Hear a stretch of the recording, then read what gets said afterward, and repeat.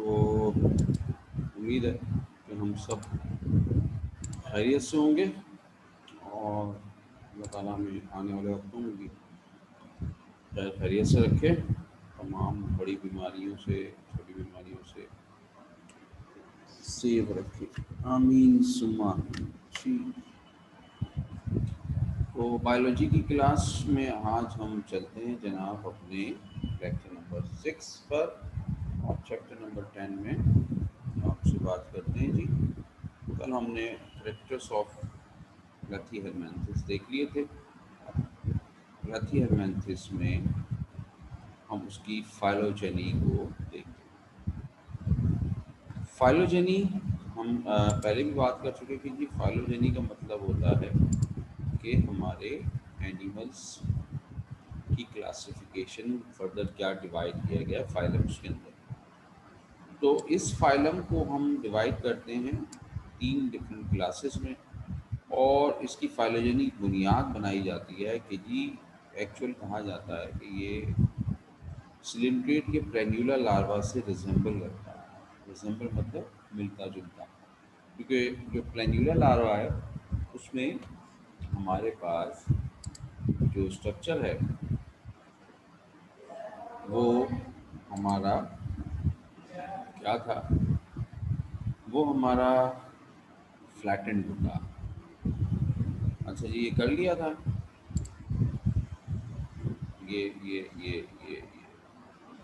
ये क्लासिफिकेशन हमने कर ली थी फाइलोजेनी की।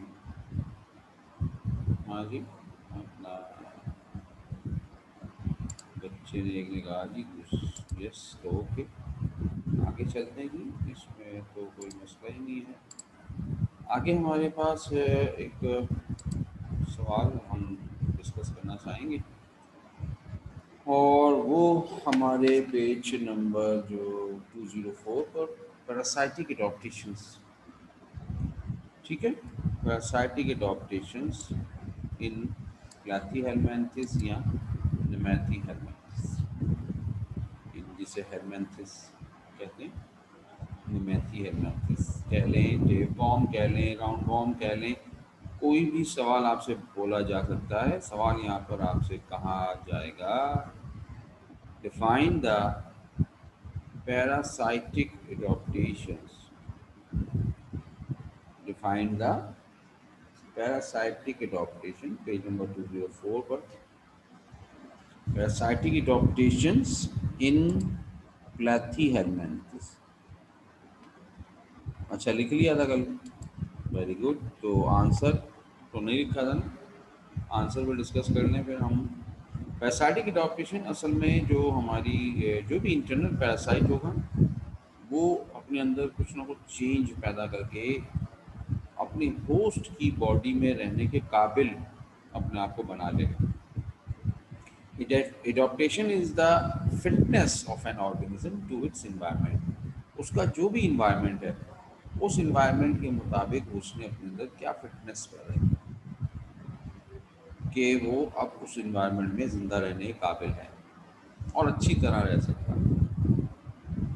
ठीक है, तो उसने अपनी मॉर्फोलॉजी चेंज की होगी, आउटर या इंटरनल। तो मॉर्फोलॉजिकल एडॉप्टेशंस में सबसे पहले बात आती है बॉडी कवरिंग की। The thick skin frequently provided the cuticle. तो उस पर हमने बात की थी कहीं करेक्टर में थोड़ा सा कि इन पर क्यूटिकल की लेयर होती है। तो इन्होंने अपने ऊपर क्यूटिकल की लेयर बनाई ही इसलिए है कि ये protect them again defence mechanism of the host body. Host body के अंदर जब भी ये इंटर हो तो इनको सामना करना पड़ेगा होस्ट के डिफरेंट केमिकल से और होस्ट इनको मारना चाहेगा। ठीक है ना। अब ये क्या करेंगे, क्योंकि इनके पास क्यूटिकल की लेयर है, लिहाजा होस्ट का जो भी केमिकल होगा वो उस क्यूटिकल की लेयर को तोड़ नहीं पाएगा। तो उसका डिफेंसिव मैकेनिज्म से ये प्रोटेक्ट हो जाएगी, अपने आप को बचा लेंगे। ठीक है, फिर इन्होंने organ of adhesion, special organ जिनको आप कहते हैं, क्यों? For a firm grip on और इन द होस्ट। तो इन्होंने ऐसे ऑर्गन बनाए जिनसे इनकी अच्छी ग्रिप रहे। अगर ये एक्टोपैरासाइट हैं तो अपने होस्ट के ऊपर इनकी ग्रिप रहे, या अगर ये एंडोपैरासाइट हैं तो होस्ट के अंदर इनकी ग्रिप रहे। जैसे हमने पहले भी कहा था कि special organs like spines, suckers, hooks इनमें डेवलप्ड है और वो अच्छे हैं ताकि ये हुक्स की मदद से इंटेस्टाइन में अटैच हो सकें या सकर की मदद से अटैच हो सकें और ब्लड सक कर सकें या इंटेस्टाइन में फ्लूइड को सक कर सकें। ठीक है। ऑर्गो ऑफ लोकोमोशन, अब ये क्या है?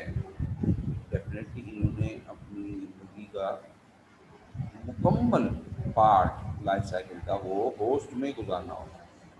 जो एंडोपैरासाइट होती है, जो एक्टोपैरासाइट होती है, उनका पॉसिबल है कि वो इनसे ब्लड सक करें और कहीं और चले जाएं। जैसे हमारे मॉस्किटो है तो वो हमसे ब्लड सक करता है और चला जाता है। लेकिन जो एंडोपैरासाइट होते हैं उन्होंने अपने पास कोई लोकोमोशन के लिए ऑर्गन नहीं बनाए हुए, तो उनको कहीं जाना ही नहीं है, है ना। तो उनके पास जो ऑर्गन्स बनाने या लोकोमोशन के ऑर्गन होने थे, उसकी जगह पर उन्होंने क्या किया कि अपने हुक्स को और सकर्स को ज़्यादा बेहतर, स्पाइन्स को ज़्यादा बेहतर डेवलप कर लिया ताकि वो अच्छी तरह ग्रिप कर सकें होस्ट बॉडी के। फिर digestive system, trematodes have an incomplete gut. हमने 3 क्लासेस पढ़ी हैं तो उनमें से एक क्लास ऐसी थी जो फ्री लिविंग भी है, तो वो ट्रीमाटोड्स में इनकम्प्लीट गट्स मौजूद है, यानी कि डाइजेस्टिव सिस्टम मौजूद है, मगर बहुत अच्छा डेवलप नहीं है।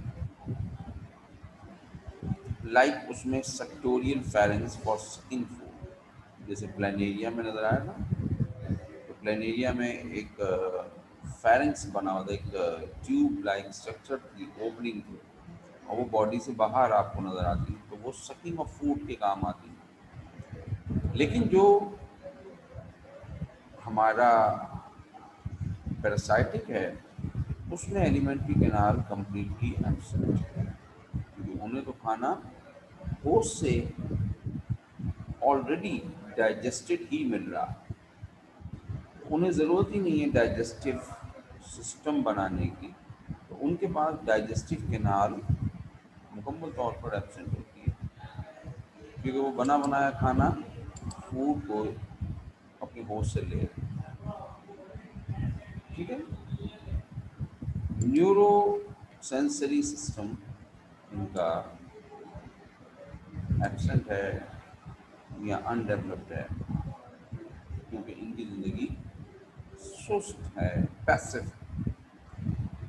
पैसिव का मतलब क्या होता है? पैसिव का मतलब होता है कि जो सुस्तों की तरह ज़िंदगी गुजारे। एक होता है एक्टिव मोड ऑफ लाइफ, तो वो अपने काम खुद कर रहा है, इसे तो काम करने की जरूरत ही नहीं है, ये तो होस्ट के ही तमाम चीज़ों को यूज़ कर रहा है। इनकी जो लाइफ है मोड, वो लाइफ और मोड जो है वो पैसिव होता है, लिहाजा इन्हें कोई सेंसरी ऑर्गन्स बहुत अच्छे डेवलप नहीं है इनके पास। ये तो सेंस कर लेते हैं कि हम कहाँ हैं, लेकिन उसके अलावा इनको और किसी चीज़ की, लाइट का सेंस करना, किसी टेम्परेचर का सेंस करना, किसी केमिकल का सेंस करना, वो इनके इख्तियार में नहीं है, ना वो उनके लिए कोई ऑर्गन्स इन्होंने डेवलप। ठीक है। मगर रिप्रोडक्टिव सिस्टम इनका बड़ा ज़बरदस्त होता है, वेरी मच डेवलप्ड। पैसिव का मतलब होता है बेटा सुस्त ना। सुस्त का मतलब है कि जो अपनी ज़िंदगी में वो अच्छे काम ना करे, उस बैठा रहे। कुछ लोग होते हैं ना, कह दिया जी अल्लाह ताला ने कहा कि हमें तो रिस्क मिल जाएगा, तो क्या करना है, काम वाम करके यार रिस्क तो मिल ही जाना। तो रिस्क तो अल्लाह ने दे ही देना है कहीं ना कहीं से। अब वो चाहे उधार मिले, चाहे किसी ने वैसे ही खिला दिया पिला दिया हो, तो वो पैसिव मोड ऑफ लाइफ है, कोई काम नहीं करना। एक्टिव मोड ऑफ लाइफ में सारे काम अपना आदमी खुद करता है, बेहतर से बेहतर करने की कोशिश करता है। इनकी लाइफ जो है वो पैसिव मोड है, लिहाजा इनकी जो सेंस करने की जो सलाहियत है वो भी अनडेवलप्ड। भाई सेंस होगा तो एक्टिव होंगे ना आप, सेंस ही नहीं है तो एक्टिव कहाँ से होंगे। ठीक है, मगर reproductive system is very much developed in Tenosolium. A set of reproductive organs is present in almost every segment. और एक चीज़ और है आपकी बुक में अगले पेज पर इम्पोर्टेंट नोट एक ही लिखा हुआ है, 205 पेज नंबर है ना, उस पर देखिए एक इम्पोर्टेंट नोट लिखा है और वहाँ लिखा है कि जो Ascaris female produce 2 lakh eggs every day, रोजाना 2 लाख अंडे देती है। कौन? एस्कैरिस। एस्कैरिस जो वो हेलमेंथिस की हमारी एग्जाम्पल है। इतने सारे अंडे देने की वजह, क्योंकि इनको अंदाज़ा है कि हम होस्ट के बॉडी के अंदर, और होस्ट की बॉडी का मतलब है कि होस्ट हमारे इन एग्स को, केमिकल जो उसके होंगे वो इन एग्स को डेवलप नहीं होने देंगे, तो मे भी कुछ अंडे ख़राब हो जाएंगे। तो अगर ये 10, 20, 50, 100 दें अंडे, तो वो तो सारे के सारे ही डैमेज हो जाएंगे, तो इनकी जनरेशन ख़त्म हो जाएगी। लेकिन ये क्या करते हैं, ये हज़ारों लाखों में अंडे दे रहे हैं जैसे स्कैरिस। उससे क्या होता है फ़ायदा? उससे फ़ायदा ये होता है कि इन लाखों में से अगर कुछ अंडे टूट फूट गए, किसकी वजह से? होस्ट के केमिकल की वजह से, तो कुछ तो ऐसे बचेंगे जो होस्ट सेल से बाहर निकल जाएंगे। जैसे उनके बेस से अंडे भी बाहर निकल गए, सेवरेज में आ गए, गटर लाइन में, और गटर लाइन से या सेवरेज से वो मट्टी में चले गए, और मट्टी से फिर किसी ह्यूमन ने यानी किसी बच्चे ने मट्टी को इस्तेमाल किया, या आप लोग भी माशाल्लाह से बड़े बच्चे हैं तो धूल मट्टी में खाना ना खाते ना बैठ के, तो इनके अंडे बहुत छोटे होते हैं, मुर्गी के अंडे नहीं है, बिल्कुल माइन्यूट से होते हैं, हवा में भी उड़ जाते हैं। वो जो गंदे से बर्गर खा रहे हैं ठेले पे, चिप्स, बच्चों की आजकल बड़ा शौक है फिंगर फ्राइज खाने का, तो वो जहाँ ठेला लगा है बेचारा, वो तो इतना हाइजीनिक होता है कि अल्लाह ही माफ़ करेगा, है ना? नहीं, हाँ हाँ, आप नहीं खाते बेटा, हम ये सारे बच्चों का थोड़ी बोल रहे हैं, मैं तो जनरल बात कर रहा हूँ, आप नाराज़ ना हो। ठीक है, तो वो उन ठेलों पर या दूसरे ठेलों पर, लाइक आप वेजिटेबल लेकर आ रहे हैं, ठीक है ना, घर की सब्जी पकाने के लिए आप गोश्त लेकर आ रहे हैं, उनकी भी तो हालत आपने देखी होगी, क्या हाल है। अब अगर आपने थोड़ी सी भी केयर नहीं की, वॉश वेजिटेबल्स को या मीट को अच्छा नहीं किया, तो मे भी पॉसिबल वो एक्स वहाँ मौजूद हो और वो आपकी बॉडी में चले जाएं। और इसीलिए हम कहते हैं कि ज़रूरी नहीं है कि एक छोटे बच्चों के पेट में ही राउंड बॉम्ब हो, बड़े एडल्ट में भी हो जाते हैं, मगर इनकी रेशियो कम है। इनका रिप्रोडक्टिव सिस्टम इसलिए ज़्यादा, बहुत ज़्यादा हाई डेवलप्ड है कि ये अपनी जो एग्स की तादाद ज़्यादा दें, तो उनमें से आहिस्ता आहिस्ता कहीं ख़राब होते हुए, कहीं डैमेज होते हुए, कहीं साइकिल में वापस ना आने की तादाद भी हो सकती है। तो 2 लाख में से दो तो बचेंगे ना जो साइकिल में वापस आ गए, लिहाजा इनकी जनरेशन जो है वो स्टॉप नहीं होगी, कंटिन्यू रहेगी। इसी तरह टेप फॉर्म में टीना सोलियम आपको दिया था, तो उसमें हमने कहा कि जी सेगमेंट थे बॉडी के, और ये सेगमेंट जो हैं ये असल में इनमें ऑर्गन्स होते हैं, स्पेशली जो हमारा ये है, तो इसमें each segment have reproductive organs. अच्छा, मज़े की बात इनमें एक और खासियत ये भी होती है, ख़ास तौर पर टेपवर्म्स यानी कि प्लेथिया हेलमिंथेस में, कि इनमें ये जो वॉर्म्स हैं ये हर्माफ्रोडाइट होते हैं। हर्मा, HERMA, hermaphrodite, PHORID, hermaphrodite. Hermaphrodite are those animals which individually have both male and female reproductive organs. ठीक है, किसी एनिमल में अगर दोनों रिप्रोडक्टिव ऑर्गन मौजूद हो एक ही एनिमल में, टीना सोलियम है तो ये मेल फीमेल अलग अलग नहीं होता, बल्कि इसी के अंदर हर सेगमेंट में रिप्रोडक्टिव ऑर्गन ऑफ मेल और रिप्रोडक्टिव ऑर्गन ऑफ फीमेल दोनों मौजूद है। ऐसे एनिमल्स को कहा जाता है हर्माफ्रोडाइट। तो जो पैरासाइटिक वॉर्म्स होते हैं इनमें ये खासियत इसीलिए रखी जाती है कि मेल कहाँ मिले, मिले ना मिले फीमेल को, या फीमेल को मेल ना मिले, तो उस सूरत में उससे बेहतर तरीका यही है कि इनकी बॉडी के अंदर ही दोनों ऑर्गन्स डेवलप्ड होते हैं, तो वहीं पर एग भी प्रोड्यूस होते हैं एक ही जगह, और एक ही जगह उन एग्स को फर्टिलाइज भी कर दिया जाता है। ठीक है जनाब, तो ये बात हमारी हो गई। अच्छा जी, एक वो पैसिव, पैसिव का मतलब बेटा ये होता है कि सुस्त रवि। हम्म? सुस्त रवि का मतलब है कि एनिमल में जो है वो एक ही जगह रह रहा है होस्ट में, उसको खाने पीने और दूसरी चीज़ों की तो कोई दौड़ शौड़ नहीं लगानी, ना भागना भी नहीं है। तो अगर वो होस्ट नहीं मरा या ये पैरासाइट नहीं मरा, तो ये पैरासाइट एक ही होस्ट में अपनी पूरी ज़िंदगी गुजार रहेगा और वहीं से खाता पीता रहेगा, तो इसे कहते हैं पैसिव मोड है। ये राउंड वॉर्म हमें क्या नुकसान पहुंचाते हैं, अभी तो हम राउंड वॉर्म पे आए नहीं, अब बाहर हैं, लेकिन बाहर जो हमारे पैरासाइट हैं, चाहे वो राउंड वॉर्म हो चाहे टेप वॉर्म हो, वो असल में आपको नुकसान ये पहुंचाते हैं कि वो आपका खाना खा रहे हैं। तो जिन बच्चों को ये, छोटे बच्चे हमारे यहाँ तो शहर में आमतौर पर बच्चे आजकल माशाल्लाह बड़े ही ज़्यादा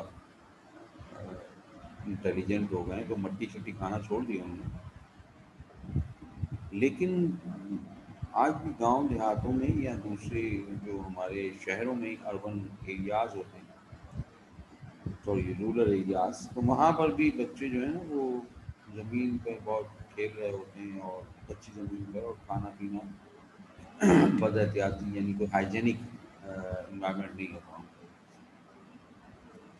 उनके पेट में कीड़े पड़ जाते हैं। जिन बच्चों के पेट में कीड़े पड़ते हैं और अगर उनका इलाज नहीं किया जाएगा, तो हम देखेंगे कि वो खाना दो दो तीन तीन शायद रोटियां खा रहे हैं, छोटा सा बच्चा 4 साल का 5 साल का, लेकिन वो कमज़ोर हो जाता है, बॉडी की उसकी जो मांस है वो कमज़ोर होता है, जैसे पेट बड़ा है, पेट बाहर की तरफ निकल आता है, येलो हो जाएगा, खून की कमी हो जाएगी, तो ये वीकनेस हो जाएगी, और अगर इसे कवर नहीं किया जाए तो डेथ कॉज हो सकती है। मगर चूँकि बहुत ज़्यादा हमें आइडिया हो जाता है कि यार ये तो बहुत ज़्यादा परेशानी का बायस है, तो डॉक्टर के पास जब जाते हैं आखिरी वक्त में तो जाएंगे ना डॉक्टर के पास ये लोग, वैसे शुरू में बीमारी का इलाज नहीं करते कि यार पैसे नहीं है यहाँ छोड़ो कुछ नहीं होता, लेकिन जब बच्चा बहुत ज़्यादा वीक हो जाएगा और फिर डॉक्टर के पास जाएंगे, डॉक्टर को देख के ही समझ जाएगा कि इसे पेट में इसके वॉर्म्स है, तो वो उसकी मेडिसिन देगा, और वो वॉर्म जो होते हैं वो मर जाते हैं, और फिर वो स्टूल के रास्ते उनकी डेड बॉडीज बाहर निकल जाती है। ठीक है, तो यूजुअली जो जानलेवा नहीं होता, लेकिन मैं उस सूरत में जानलेवा कह रहा हूँ जब बिल्कुल ही बद एहतियाती कर दी और कोई इलाज नहीं करा। ठीक है जी, तो अब हमारा ये फाइलम प्लेथी हेलमिंथेस की बात हो गई, अब हम चलते हैं कि निमेथी हेलमिंथेस या एस्केलमिंथेस। निमेथी हेलमिंथेस में भी दो लफ्ज़ हैं, एक निमेटोस इसीलिए हम शॉर्ट में निमाटोडा भी कहते हैं इनको, फाइलम को निमाटोडा भी कहते हैं। मीन्स थ्रेड लाइक, यहाँ धागे की तरह गोल। हेलमेंथिस एज यूजुअल वॉर्म्स, तो ये गोल वॉर्म है, इनको जनरली आप राउंड वॉर्म का नाम भी देते हैं। ठीक है, तो हेलमेंथिस में एक कैविटी मौजूद होती है, एस्पोस। Nematodes commonly known as round worm, तो नीमाटोड्स जो होते हैं उनको हम राउंड वॉर्म कहते हैं। ठीक है, क्योंकि इनकी बॉडी जो राउंडेड है, फ्लैटन नहीं है, चपटी नहीं है। दुनिया में इसकी इस वक्त तक 20,000 स्पीशीज आइडेंटिफाइड हैं, और ये कहा जाता है या देखा गया है कि एक ही जगह पर ग्लूटेंट एप्पल, ग्लूटेंट एप्पल जो है ना हमारा, जड़ें हैं एप्पल्स की, तो ये अच्छा, ये जो होते हैं हमारे निमैथी हेलमेंथिस, ये पौधों के, जानवरों के एक्टोपैरासाइट भी हैं, एंडोपैरासाइट। राउंड वॉर्म जैसे हमने कहा ना, स्कैरसी ओब्लिक्वाइट, वो हमारे अपने अंदर ह्यूमन में हो सकता है, तो पेट में कीड़े पड़ते हैं, वो एस्कैरिसी की टाइप होती है। लेकिन प्लांट्स में भी ये हो सकते हैं, और एक वक्त में एक जगह पर 90,000 भी देखे गए, यानी उनकी क्वांटिटी इतनी ज़्यादा। तो 2 लाख अंडे दे रहे हैं, वो हो सकता है कि वो अंडे एक ही, अगर ये मोनोजेनिक है, एक ही होस्ट में ज़िंदगी गुजार रहे हैं, तो फिर उनमें से ज़्यादातर क्वांटिटी उन अंडों की अगर हैचिंग हो गई तो एक ही जगह पर अच्छी खासी तादाद बन जाएगी। इनमें से 50 डिफरेंट स्पीशीज ऐसी हैं जो ह्यूमन बॉडी में इनहिबिट करती हैं। इनहिबिट से मुराद है कि बॉडी में हमारे रह सकती हैं। 50 किस्म की डिफरेंट राउंड। ठीक है, जरूरी नहीं कि 50 एक साथ ही हों, मतलब 50 जो है वो आइडेंटिफाई हो गई कि ह्यूमन के अंदर पैरासाइटिक फॉर्म में वो रह सकती है। हैबिट इनकी these are found in marine, ये पानी समंदर का हो या फ्रेश वाटर, दोनों में ही आपको एज फ्री लिविंग मिलेंगे, और साथ ही साथ हमें पैरासाइटिक कंडीशन में भी नजर आए। पैरासाइट है, ये प्लांट्स में भी है, एनिमल्स में भी है।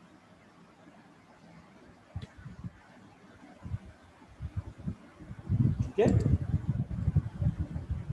शेप एंड बॉडी की बात करते हैं कि body elongated with pointed and, ये भी हम डायग्राम दिखाएंगे आपको, तो उसमें आपको थोड़ा जहन में आएगा कि पॉइंटेड एंड का क्या है। पॉइंटेड एंड का मतलब ये है कि इनका एंटीरियर पार्ट, यानी अगला हिस्सा, जिसको हम माउथ कहते हैं, इनका पोस्टीरियर पार्ट, पिछला हिस्सा, जिसको एनस कहा जाता है, दोनों के दोनों पॉइंटेड होंगे। अगर हमें सामने रखा जाए तो हमें ये अंदाज़ा नहीं हो पाएगा कि इसका माउथ कौन सी वाली साइड पर है। ठीक है, ये इनका एक शेप का यूजुअली है, ज़रूरी कि सब में हो, कुछ में ऐसा नहीं भी हो सकता। बॉडी अनसेगमेंटेड होती है, इसमें सेगमेंट हमें नहीं मिलेंगे किसी भी टाइप के निमैथी हेलमेंथिस में, और इनका साइज़ जो है वो बहुत छोटा, माइक्रोस्कोप में नज़र आने वाला, और सबसे जो लार्जेस्ट है वो 9 मीटर लॉन्ग,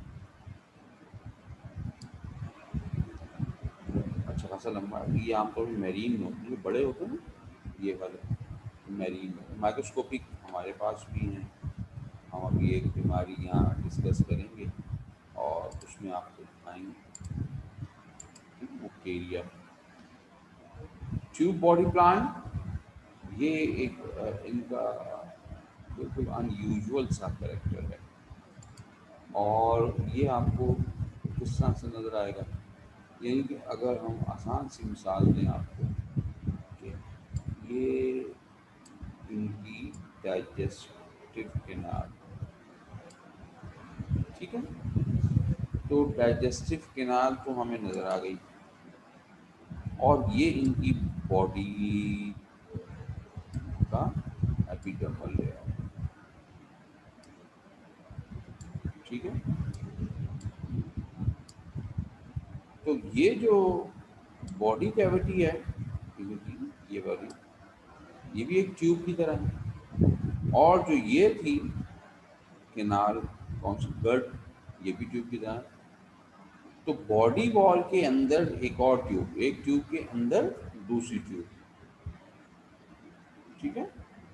अब इस बॉडी वॉल के ऊपर इनके जो है वो आउटर कवरिंग यहाँ लगी होती है। ये मैं लगा देता हूँ एक कवरिंग, ये आ गई यहाँ पे, इधर लगा देंगे, ये हो गई आउटर कवरिंग,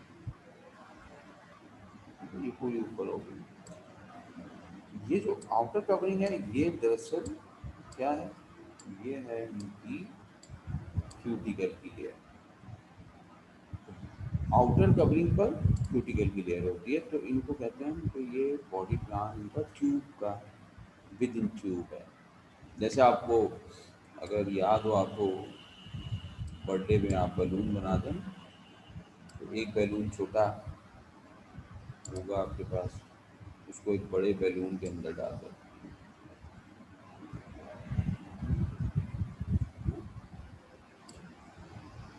तो छोटे बैलून को बड़े बैलून में आप देख सकते हैं, नज़र आ रहा, और इन बिटवीन इनके खाली जगह भी होगी। इस यही प्लान हमारा यहाँ नज़र आता है, तो इसको हम कहते हैं बॉडी प्लान, ठीक है।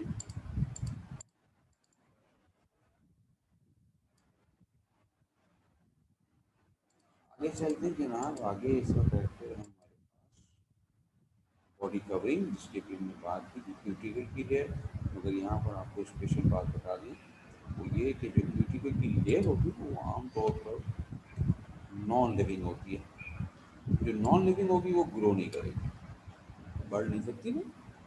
तो लिहाजा अब इनको क्या करना पड़ता है, इनकी बॉडी बढ़ रही है, लेकिन ऊपर की जो कवर है, कवर ऊपर है ना क्यूटिकल का, तो वो तो बड़ा हो ही नहीं रहा। लिहाजा उसको ये शेड ऑफ है। शेड ऑफ का मतलब उतार के फेंक देना।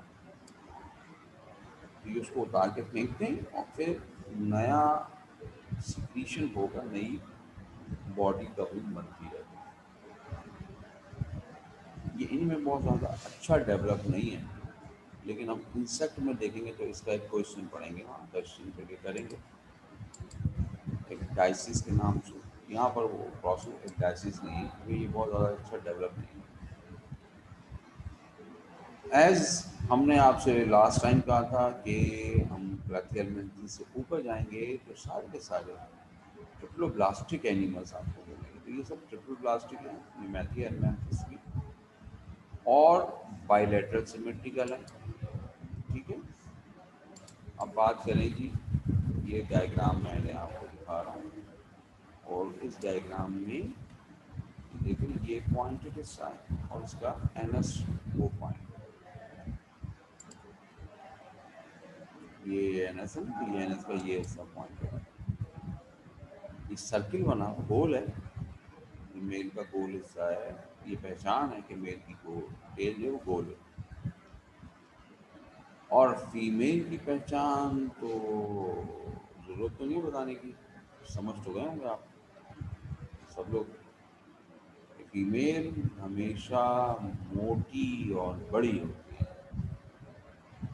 ना जी, ऐसा ही है। तो ये भी बड़ी है, ये गोल नहीं है। ये गोल तो हमने डायग्राम को बनाने के लिए, क्योंकि अगर इसको स्ट्रेट बना देते तो ये बहुत लंबी डायग्राम बनती। तो इसको जहाँ भी आपको नज़र आएगा, आप देख लीजिए अपनी प्रैक्टिकल बुक में भी, प्रैक्टिकल जर्नल में भी, उसमें भी इसी तरह का कार्यक्रम है। लेकिन ये टेल गोल नहीं है। टेल गोल का मतलब है क्वाइल इस तरह से होती है छोटी सी, और वो भी मेल बेचारा छोटा, ठीक है। और ये कॉयलेशन जो है वो आपको मेल में नजर आती है, फीमेल में नहीं। तो ये पहचान मेल फीमेल की अलग अलग हो जाती है। और ये भी हम अगर इस मीडिया के फाइलम में देखें तो यहीं से शुरू होती है, क्योंकि हमने प्लेथी हेलमेंथिस में ऐसा नहीं देखा कि वहाँ मेल फीमेल अलग है।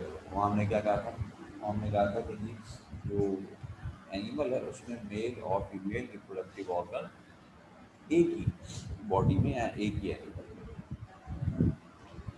ये सूडोकोल्यूमेट्स होते हैं। प्लेथिहेलमिन्थेस कौन था? ए कोल्यूमेट। यहाँ पर बॉडी कैविटी बन रही है, मगर बॉडी कैविटी मेसोडर्मल लेयर से नहीं बनी, इसलिए हम उसको सूडो झूठा कोल्यूमेट बॉडी कैविटी वाला कहते हैं। लेकिन इस बॉडी कैविटी में फुल फ्लूइड लिक्विड मौजूद होता है, और ये लिक्विड काम कर रहा होता है as a transport nutrients.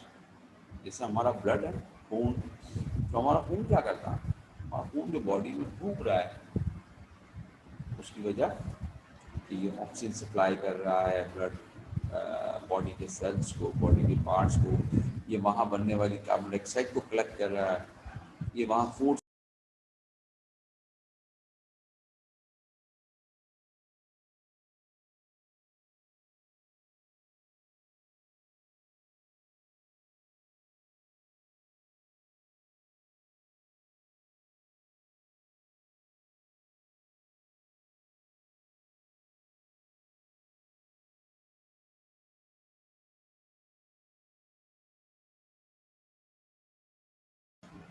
Okay ji, problem एक आ गई थी, और वो प्रॉब्लम थी कि नेट बंद हो गया था अचानक से ही। आपकी आवाज़ नहीं आ रही, बिल्कुल नहीं आएगी आवाज़, क्योंकि नेट ही बंद था, तो आवाज़ कहाँ से आएगी? अब आ गई। तो डिस्कनेक्ट हो गए थे हम, हमारा नेट भी डिस्टर्ब हो गया था, ठीक है। तो ये छोटे मोटे मसले मसाइल तो रहते ही हैं, लेकिन बड़े मसले नहीं होने चाहिए कि बहुत लंबी देर तक। तो हमारे पास ये प्रॉब्लम, हमने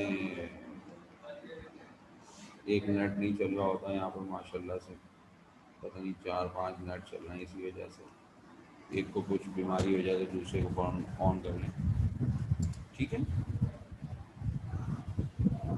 अब आ गई है ना, तो देख लो।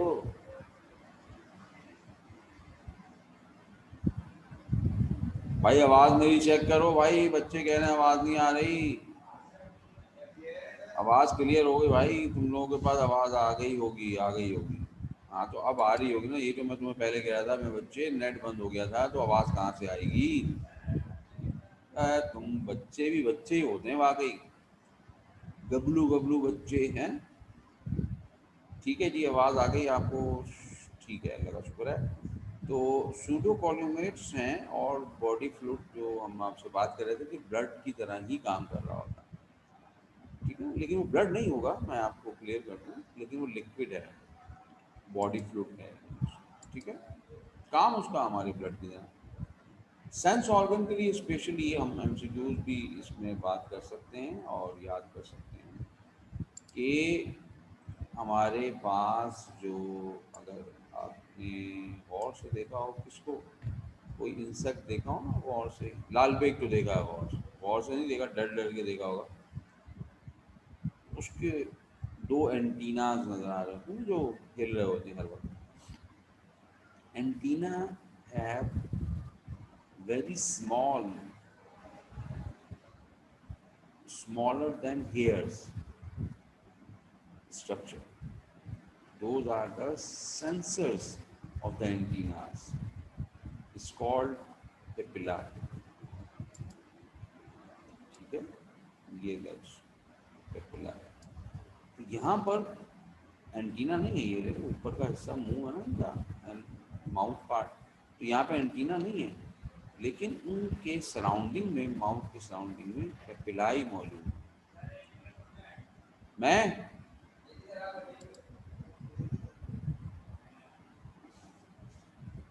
बच्चा कह रहा है कि आवाज क्लियर नहीं है भाई, दूसरे ने भी कहा आवाज सही नहीं आ रही।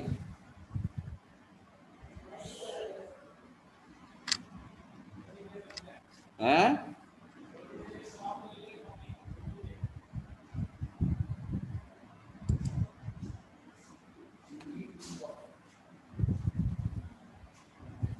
Input level,